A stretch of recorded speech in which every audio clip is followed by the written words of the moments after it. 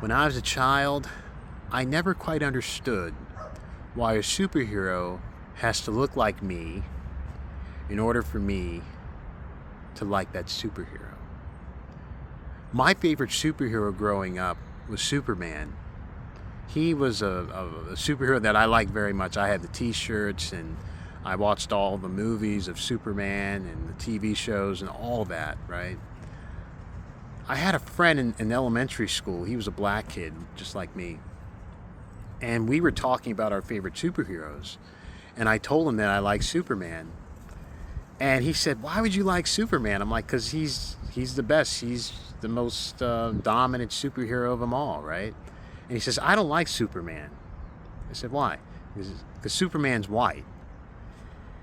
I looked at him and I said, "Superman's not white. Superman is Superman." I says, "It's the name. He's Superman. He's better than a man. He's immortal. He's a super creature." And he says, "No, he's a white man." I said, "That doesn't make any sense." And I said, "Okay, what's your favorite superhero?" And he says, "I like the Green Lantern because they had a Green Lantern be a black man, and I feel that that's the superhero that I resonate with the most." And I said, "The Green Lantern, what does he do so special? He has a Green Lantern. There's nothing spectacular about it." And we bickered and quarreled about it, but we left it like that.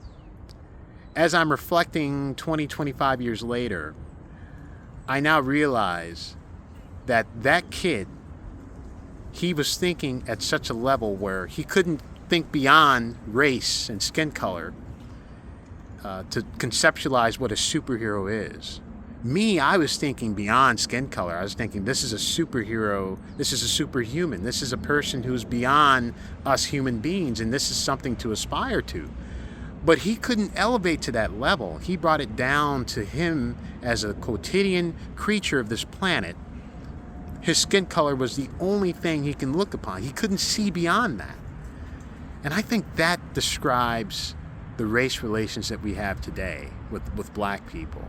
They can't think beyond skin color. They can't think beyond their own ordinary life. And they can't aspire to anything beyond that. They can't aspire to a transcendental ideal that would be so inspiring for them to attain that it would elevate them as human beings. They can't think beyond that.